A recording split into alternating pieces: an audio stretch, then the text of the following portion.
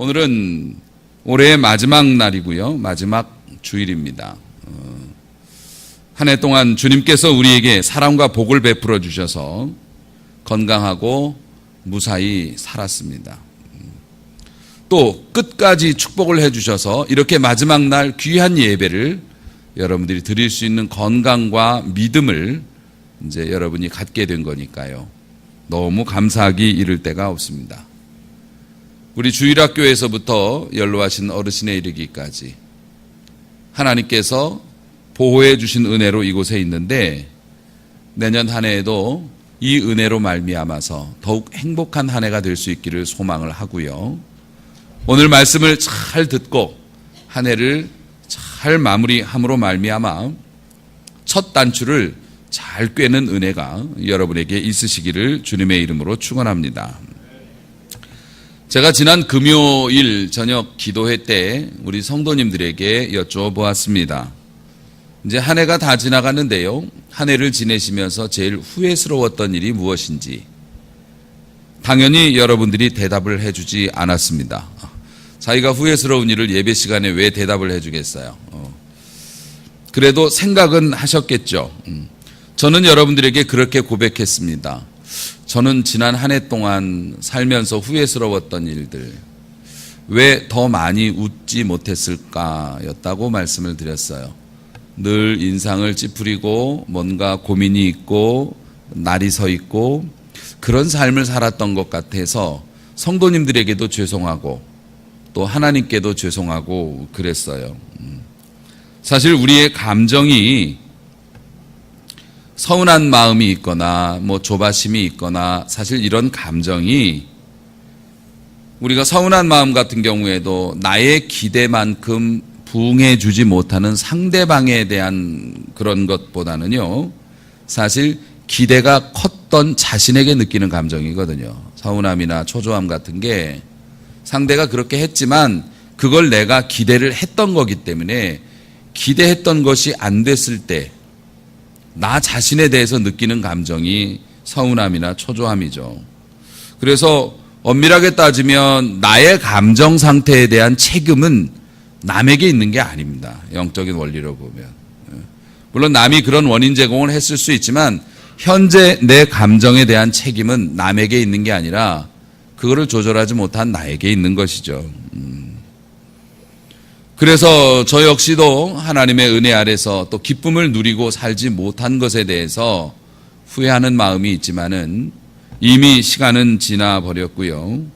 돌이킬 기회는 주어지지 않고 지난 날들은 시간 속에 묻혀버리고 말았습니다. 다시 돌아오지 않겠죠.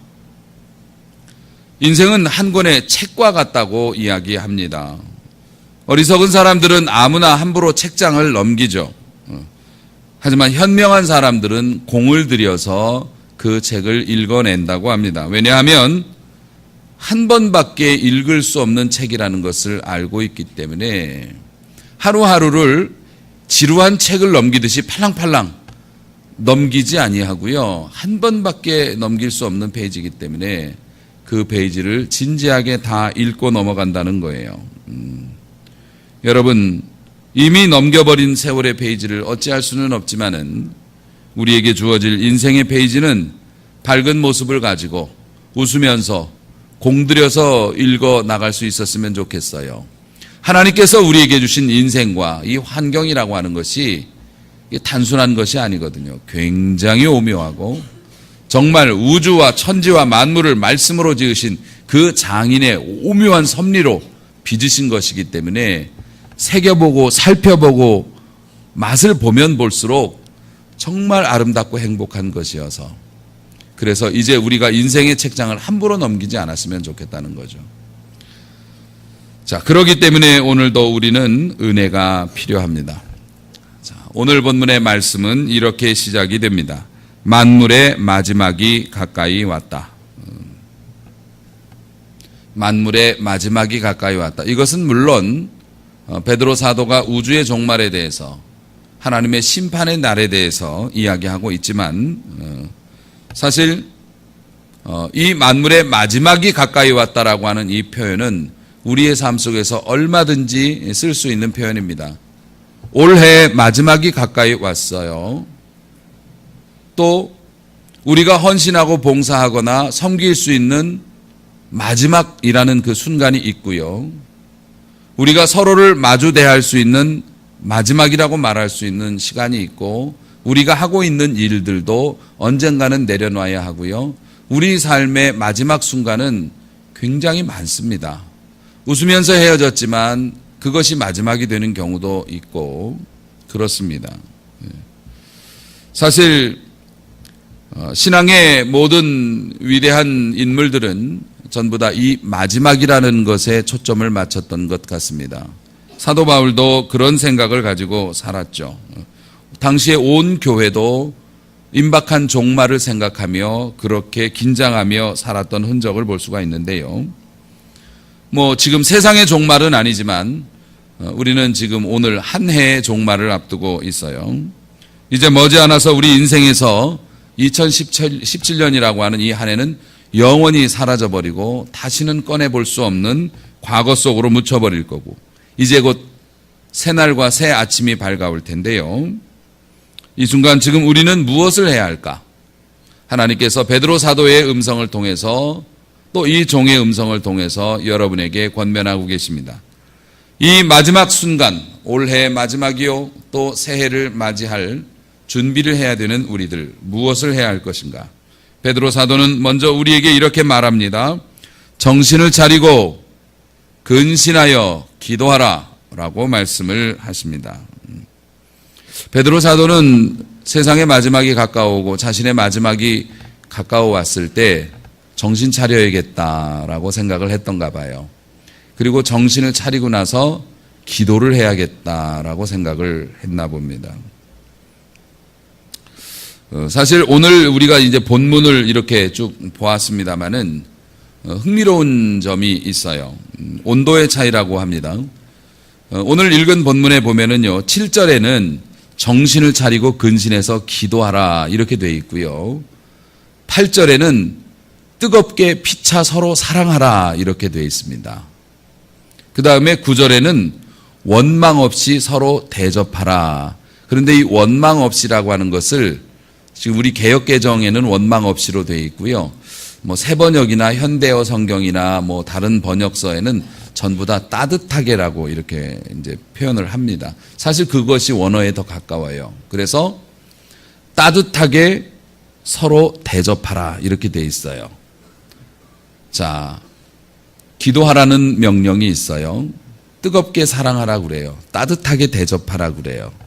근데 사실 뜨거운 거나 따뜻한 거는 비슷한 것 같은데 정신 차리고 근신하면서 기도하라라는 거는 온도가 좀 다르죠. 우리는 기도하라라는 이야기를 들으면 뜨겁게 기도하라 이렇게 보통 이야기를 듣는데 차갑게 기도하라 말해요. 이것이 한 해를 마감 짓는 여러분들이 해야 할 일이라고 성경은 가르치고 있습니다. 사랑하는 성도 여러분, 기도의 뜨거움이란 말을 사용하지 않는 이유가 뭐냐면은 사실 살면서 많이 뜨거워지거든요. 머리에 열이 많이 받습니다. 내 뜻대로 안 되는 일들, 내 생각에서 벗어나는 상황들, 내 말대로 움직여주지 않는 자녀들, 사람들, 기대했던 것들이 이루어지지 않는 것에 대한 그런 마음 때문에 우리는 한껏 뜨거워져 있습니다. 쓸데없는 일에 과열이 되어 있다는 얘기죠. 뜨거워져 있으면 문제가 되죠. 뜨거워져 있으면, 머리가 뜨거워져 있고 열이 받아 있으면 올바른 판단과 결정을 내릴 수가 없죠. 또 항상 그 격언인데요, 사람이 감정적으로 상태가 안 좋을 때는 중요한 결정을 하면 안 된다고 해요. 화가 나 있을 때는 중요한 결정을 하지 말라고 얘기합니다. 사실 우리가 어떤 큰 결정을 하거나 이런 걸 할 때는 침착하게, 차분하게, 냉철한 시선을 가지고서 이거를 판단을 해야지 올바로 될 수 있는 건데요.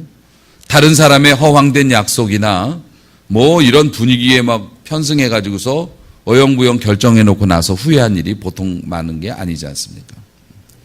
베드로 사도는 한 해를 마감 짓는 한 해의 종말 앞에 서 있는 우리들에게 이제 세상에서 막 돌던 그 팽이를 멈추고 잠깐 머리를 식히고 하나님 앞에 나와서 기도로 준비하라 말씀을 하시는 거예요. 그래서 송구영신 예배도 있는 거고요. 또 일주일 동안 여러분이 세상에 막 움직이면서 과열된 것을 식히라고 안식일이 있는 거예요. 오늘도 귀한 예배에 나와서 하나님의 말씀 앞에 여러분이 지금 바쁜 삶이 있을 거 아닙니까? 예배 마치고도 하셔야 할 일이 있고 만나야 할 사람이 있고 찾아갈 곳이 있고 또 집에서 해야 할 일들이 많이 있을 텐데요. 잠시만이라도 우리가 마음을 좀 식히고 하나님의 은혜 아래 머물면서 기도할 수 있었으면 참 좋겠습니다. 그뿐만 아니라 베드로 사도는 우리에게 이야기합니다. 종말을 맞이하여 또 새로운 날을 맞기 원하는 자들은 뜨겁게 사랑하라. 시간상 길게 설명을 할 수가 없습니다. 목사님, 뜨겁게 사랑하는 게 뭔가요? 제가 한마디로 정리를 해서 알려드릴게요. 뜨겁게 사랑하는 사람은 눈 딱 감고 사랑하는 사람입니다. 그게 뜨거운 겁니다. 원래 사랑에 빠지면 눈에 보이는 게 없죠. 사랑이 뜨거워지면 눈이 감겨집니다. 상대방의 허물을 보고 상대방의 흠을 보고 상대방의 결점이 눈앞에 보이는데요. 그럼에도 불구하고 선을 행하는 것이 뜨겁게 사랑하는 것이에요. 그리고 뜨겁게 사랑하는 것의 또 하나의 모습은 뭐냐면 망설이지 않는다는 거죠. 용기가 막 나니까요. 뜨거우니까요. 형편이 되면 상황이 되면 또 눈치를 봐서 내가 원하는 타이밍이 되면 이러면서 우리는 미뤄왔죠. 그리고 말로는 주님을 사랑한다고 하는데 우리는 주님을 사랑한다고 고백하며 살았지만 사실 주님께서 주시는 귀한 것이나 멋진 것을 그리 많이 맛보지는 못했죠. 왜냐하면 우리는 주님을 사랑한다고 말했지만 뜨겁지는 않았으니까요. 눈 감고 주님을 사랑하지 않았고요. 형편과 사정과 내 조건을 따져가면서 합당한 때가 되면 열심히 하겠지만 지금은 아닌 것 같아요 하고 물러섰기 때문에 사실 주님께서 주시는 세상을 움직이거나 기적적인 일들을 많이 맛보지는 못했거든요. 그래서 베드로 사도는 사랑하되 뜨겁게 사랑하라. 눈 딱 감고 지금 당장 사랑하라 말씀하고 계시는 겁니다. 사랑하는 성도 여러분, 더 지나기 전에 기회를 잃어버리기 전에 눈 딱 감고 사랑한다고 말하고 미안하다고 이야기하고 고맙다고 고백하고 눈 딱 감고 망설이지 말고 그게 올해를 잘 마감할 뿐만 아니라 올해를 잘 마감해야 내년에 줄을 잘 쓸 거 아니에요. 인코스 아웃코스 있잖아요. 육상 경기 보면. 네. 여러분 시작을 잘 해야 되잖아요. 그러려면 마무리가 잘 돼야 되거든요. 목사님 어떻게 사랑합니까? 시간이 없는데요. 왜 없습니까? 11시간이나 남았는데. 올해 마감하려면 11시간 남았어요. 한 번만 하셔도 돼요. 눈 딱 감고 언젠가 사이 좋아지면 말해야지. 언젠가 분위기 좋아지면 해야지.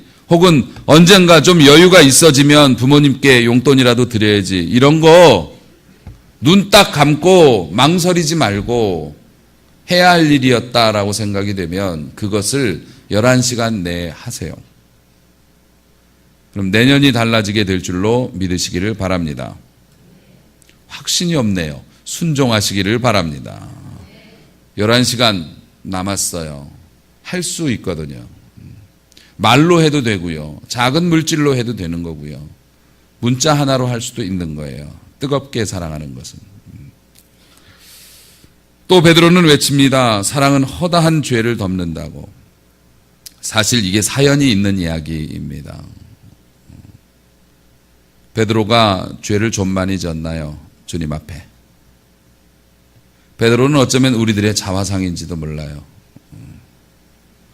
베드로가 예수님께 한 짓이 있잖아요. 사실 예수님 제자로서 살아갈 때 속 많이 세겠습니다. 항상 오버를 해가지고요. 예수님께 야단도 많이 맞았고 예수님한테 서운한 것도 많죠. 왜냐하면 자기는 예수님 생각해서 막 이렇게 저렇게 말하는데 사단아 내 뒤로 물러가라부터 시작해가지고서 너는 왜 그러냐 자꾸 예수님이 그러시니까 베드로도 예수님한테 서운한 것도 많았을 거예요. 사실은 자기 잘못은 이제 모르고 나는 열심히 하려고 한 건데 인정을 안 해준다고 아마 그랬겠죠. 게다가 뭡니까? 예수님을 모른다고 3번 부정했습니다. 예수님 얼굴 바라보면서 욕했어요. 살려고. 그리고 예수님이 부활하셨을 때는 어떻게 했습니까? 부활하신 예수님을 무덤에 가서 보았고 또 부활해서 나타나신 주님을 만났음에도 불구하고 나 이제 그만할래. 나 옛날에 고기 잡던 데 가서 그냥 고기나 잡을란다. 자기만 갔나요? 제일 나쁜 친구들까지 다 끌고 갔어요. 그리고 가서 있어요. 그런데 주님께서 찾아오셨잖아요. 디베랴 바닷가에서 베드로 고기잡이 하는데 그걸 또 그날 또 만선을 시켜주십니다. 물고기가 갑자기 저 무태서 계신 분이 시키는 대로 했더니 왕창 많이 잡힌 걸 보면서 이거 어디서 많이 봤던 일인데 옛날에 그런 적이 있었잖아요. 그래서 주님 따랐었잖아요. 주님이 또 만선의 기쁨을 주셨어요. 그때 예수님이시다라고 깨닫고 베드로가 물로 뛰어들죠. 그리고 결국 물가에서 예수님과 마주칩니다. 예수님은 네가 날 사랑하느냐고 3번을 물었어요. 베드로는 정말 쥐구멍이라도 파고 들어가고 싶죠. 주님이 아시다시피 내가 주님 사랑합니다라고 고백을 하고 그런데 예수님이 네가 날 사랑하느냐고 3번을 물었던 거예요. 전제는 뭐냐면 나는 이렇게 널 사랑하는데 지금도 널 이렇게 사랑해서 찾아왔는데 너 날 사랑할 수 있겠냐라고 물어보시는 거거든요. 그걸 경험했던 베드로이기 때문에 베드로가 이렇게 얘기하는 거예요. 뜨겁게 사랑하세요. 주님이 나를 뜨겁게 사랑하여 주셔서 내 죄와 허물을 덮어주셨거든요. 그래서 제가 사도가 되었어요. 여러분도 뜨겁게 사랑하세요. 뜨겁게 사랑하면 상대의 죄와 허물을 덮어줄 수 있고요. 다시 살아날 수 있습니다. 우리가 사랑해야 되는 이유가 바로 거기에 있는 거고 베드로는 그래서 허다한 죄를 덮는다고 말해 줬던 겁니다. 생각해 보면 우리도 그런 사랑을 받은 사람들이죠. 우리는 하나님 앞에서 사실 하나님께서 법대로 우리가 했던 대로 보응을 하신다면 이 자리에서 정상적인 모습으로 앉아있을 사람이 얼마나 있겠습니까? 그럼에도 불구하고 우리는 이 자리에 앉아있고 하나님께서 주신 사명 감당하기 위해서 하나님의 복을 받으면서 살고 있지 않습니까? 주님의 뜨거운 사랑이 우리의 허다한 죄를 덮어서 오늘의 우리를 만들어 주셨는데 그래서 우리도 사랑해서 다른 사람의 허물을 덮어주고 그 사람을 살릴 의무가 우리에게 있는 것이죠. 올해가 가기 전에 한 번 더 사랑하시기를 축원합니다. 한 번이라도 그것은 놀라운 열매를 맺게 될 것입니다. 또한 베드로 사도는 권면합니다. 따뜻하게 서로 대접해 주라고. 뜨거운 것과 따뜻한 것의 차이는 뭘까요? 뜨거운 것과 따뜻한 것의 차이. 제가 그냥 생각으로는요. 다른 사람이 나한테 죄를 졌어요. 그래서 그것에 대해서 내가 이 사람한테 보응을 해도 이 사람이 할 말이 없는 상황. 그런 거 있지 않습니까? 그런데도 그거를 덮어주고 감싸주고 그냥 아닌 것처럼 내가 이해를 하고 그냥 잘 대해줬어요. 이건 뜨겁게 사랑하는 거예요.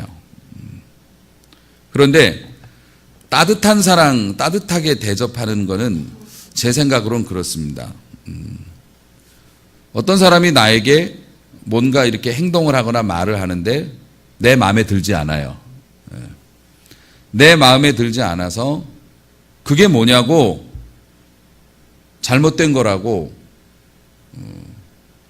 그렇게 말을 하고 원래 그랬어요. 상대방이 내 마음에 맞지 않는 말을 하면 당장 반박을 하고 그런 거 아니라고 이렇게 했어요. 뭐 싸우든 말든 그렇게 했어요. 그런데 오늘 설교를 듣고 나서 상대방이 좀 나한테 기분 안 좋게 말하고 또 좀 이치에 맞지 않는 것에 대해서 말을 하는데 하고 하다가 에이 참지라고 입을 다물었어요. 일단 그러면 여러분이 따뜻해져요. 은혜로. 세상에 열받음으로 뜨거워지지 말고 은혜로 따뜻해지시길 축원합니다. 은혜로 따뜻해지면 내가 좀 말랑말랑해지거든요. 마음이. 왜냐하면은 내가 지금 말을 하지 않은 거를 저 사람은 모르겠지만 나는 알죠. 왜냐하면 하나님의 뜻이기 때문에 내가 지금 방금 말을 안 한 거예요. 그리고 나서 그 사람이 말하는 것에 대해서 다른 부분에 대해서 좀 격려도 해주고 분위기를 좋게 만들려고 일부러 애를 써요. 요게 따뜻하게 대접하는 것 같아요. 다시 말해서 죄와 허물과의 관계이겠네요. 다른 사람이 나한테 명백한 잘못을 했는데 용서하고 한 번 더 기회를 주는 거예요. 요건 뜨겁게 사랑하는 거. 부모님이 나에게 서운하게 하거나 복장 터지는 그런 거기를 해도 부모님이기 때문에 또 하나님의 뜻이기 때문에 내가 눈을 딱 감고 또 용돈도 드리고 내가 해야 할 일들을 성의껏 해요. 이건 뜨겁게 사랑하는 거. 하나는 내 스타일이 아니고 내가 원하는 그런 방식이 아닌데도 크게 잘못된 게 아니라면 그냥 꿀꺽 삼키고 그래요. 예, 뭐 그럴 수도 있겠네요. 라고 말해주면 따뜻하게 대접해 주는 것. 사랑하는 성도 여러분, 너에게서 불평할 이유를 찾는 것을 그만두는 것. 너에게서 불평할 이유를 찾는 그 탐색을 그만두는 것. 이게 따뜻함이에요. 그리고 대신 주님의 마음을 가지고 대접할 것이 무엇인가 찾아보는 것. 이게 따뜻한 마음이에요. 어제 여러분들이 사랑의 쌀을 이렇게 기부를 해 주셨지 않습니까? 그래서 우리가 기존에 섬기고 있는 군부대 목사님들과 또 우리가 이렇게 좀 섬기고 싶은 분들에게 이렇게 많이 좀 드렸어야 하는데 여러분들이 사랑의 쌀을 좀 늦게 내시는 바람에 있는 대로 하다 보니 좀 남았어요. 사랑의 쌀이 뒤에 들어온 것들이 있어서. 그래서 어제 저희 노회 서김 목사님에게 전화를 드려서 우리 노회 소속의 군부대 목사님들 어려우시니까요. 추천을 좀 받고 또 어려운 환경에 있는 목사님들 별거는 아니지만 그래도 한 2포씩이라도 좀 보내드리게요. 이렇게 문자를 드렸어요. 그랬더니 목사님께서 추천을 이렇게 해주시면서 목사님이 이렇게 기부하시고 또 교회가 그렇게 하는 걸 보면서 제 마음이 따뜻해졌습니다. 라고 얘기를 하더라고요. 그래서 설교 준비하고 있는데 그 메시지를 받으니까 이런 게 이런 거구만. 여러분 덕분에 세상이 좀 더 따뜻해졌습니다. 우리가 알지도 못하고 우리하고 관계가 없는 교회이고 목사님들이지만은 그리스도의 이름으로 무난하고 우리가 쓸 수도 있지만 우리의 것을 이렇게 떼어서 이제 했어요. 요게 따뜻해지는, 세상을 따뜻하게 만드는 이제 그런 거죠. 특별히 사랑하는 성도 여러분, 우리가 따뜻한 이 대접을 할 때 제일 하기 쉽고 또 해야 하는 대접이 말 대접입니다. 4장 11절 말씀, 만일 누가 말을 하려면 하나님의 말씀을 하는 것 같이 하라. 이렇게 돼 있어요. 이건 뭐냐면요. 여러분이 말을 할 때 제가 지금 서 있는 이 자리에 서 있다고 생각하고 말을 하면 실수가 없다는 거예요. 그래서 우리 사모님들은, 목사님 사모님들은 입을 싸가지고서 강단에 와서 목사님하고 살고 싶다 그러잖아요. 강단에서는 말도 예쁘게 하시고 강단에서는 엄청 신사적이고 그런데 집에 오면 안 그러니까 나는 입을 싸가지고 강단에 올라가서 살고 싶다고 오죽하면 그렇게 말씀하실까. 말을 하려면 하나님의 말씀을 하는 것처럼 말을 해라. 왜 이랬을까? 오죽하면 사실 말 잘하는 것처럼 힘든 일이 없어요. 예수님의 형제였던 그리고 사도였던 야고보 사도가 이렇게 얘기합니다. 말에 실수가 없는 사람은 완전한 사람이다. 이렇게 얘기를 할 정도니까요. 말은 생각하지 못하는 부작용을 낳기도 합니다. 그래서 말은 사실 칼과 같아서요. 칼에 베이면 아프고 피나죠. 말에 베여도 아프고 피나죠. 그리고 칼에 베인 자리는 시간이 지나면 아물어요. 우리가 말로 상처받은 것도 아물긴 아물어요. 근데 깊게 베이면 흉터 남아요. 일평생. 말과 칼은 똑같습니다. 그래서 조심해야 하죠. 일평생 조심해야 합니다. 그런데 칼은 손을 베게 만들기도 하지만 단단한 재료를 자르거나 수술을 할 때 쓰거나, 그럼요, 유익한 용도로 쓰이는 것도 굉장히 많습니다. 여러분이 칼이 없이 음식을 만든다고 생각해 보세요. 그러므로 사랑하는 성도 여러분, 입을 닫는 선택보다는요, 내가 말 한마디 잘하면 그 사람이 그거 하나 가지고 일어설 수도 있고 새로운 삶으로 변화될 수도 있다는 사실을 믿고 오늘 여러분 한 해를 마감하면서 말로 대접해서 하나님께 영광을 돌리고 사명을 감당하리라 결단하는 시간이 될 수 있기를 축원합니다. 사랑하는 성도 여러분, 그래서 우리가 말을 할 때 주님의 마음을 담아서 말을 해야 되는데 이놈의 말이 길이 잘 안 들어요. 그래서 뱉어놓고 아차 하는 경우가 굉장히 많습니다. 경건 생활이 이렇게 온전하지 않으면 아는데 이게 튀어나가고 보는 거예요. 길들여지지 않아서. 여러분이 오늘 말씀을 듣고 조금 고민을 해서 말로 따뜻하게 대접을 해 줄 수는 있잖아요. 11시간 남았으니까. 그렇게 여러분들이 아름다운 대접을 해서 생명과 축복의 씨앗을 뿌린다면 새해 그 결실은 그도 먹겠지만 나도 먹을 수 있다는 거죠. 좋은 것을 많이 뿌리는 여러분이 될 수 있기를 소망합니다. 철부지라는 말이 있습니다. 원래 이것은 그 절부지가 맞습니다. 절기를 알지 못한다 이런 뜻이에요. 그러니까 철부지라는 뜻이 절기를 알지 못한다라는 건데, 옛날 농사 지으시는 분들이 절기에 따라서 씨를 뿌릴 때가 있고 또 뭐 해야 될 때가 있고 딱딱 이렇게 맞춰서 하지 않습니까? 농사 달력이 따로 있잖아요. 그런데 그 시기를 몰라. 그래서 씨를 뿌려야 할 순간에 어디 가서 자고 있고 남들 다 거두고 있는데 엉뚱한 짓 하는 거죠. 요걸 철부지라고 얘기하는 거예요. 절기를 모른다. 어쩌면 우리도 영적으로 철부지인지도 모르겠습니다. 심어야 할 때가 있고요. 또 거둬야 할 때가 있고요. 품어야 할 때가 있고 내려놓아야 할 때도 있고, 하나님께서 우리 인생에 적합한 때를 다 지정해 놓으셨는데 우리가 그 때를 잘 모르고 경거망동하다가 진짜 철부지처럼 결실하는 때 아무것도 없게 되고요. 심어놓은 것이 잘못 심어가지고 말라 죽게 되기도 하고요. 어쩌면 우리가 그렇게 복잡하고 어렵게 살았는지도 모르겠어요. 신앙도 인생도 농사와 같아요. 여러분, 지금은 어떤 때입니까? 잘 마무리할 때입니다. 그리고 지금은 어떤 때입니까? 잘 준비할 때입니다. 이제 오늘 하루밖에 안 남았지만 시간은 그래도 저는 충분하다고 생각합니다.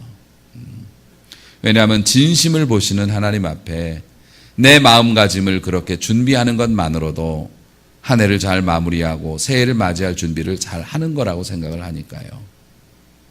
마지막이 가까이 오고 있습니다. 그리고 새 날이 우리 앞에 놓여져 있습니다. 정신을 바짝 차리고 몸과 마음을 조심하고 기도하는 마음으로 잘 마무리하시기 바랍니다. 또 이 해가 지나가기 전에 허물을 덮어주고 또 서로 관용을 베풀어 주면서 따뜻하게 혹은 뜨겁게 사랑을 표현해 보십시오. 송구영신 예배가 확 달라지게 될 줄로 믿습니다. 기도받을 때 머리가 지지직 타는 것처럼 은혜가 통하는 것을 느끼게 될 줄로 믿습니다.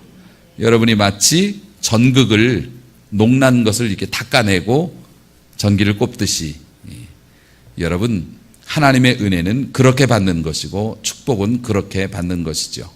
한 해 동안 살아오실 때 여러분들 고생 많이 하셨습니다.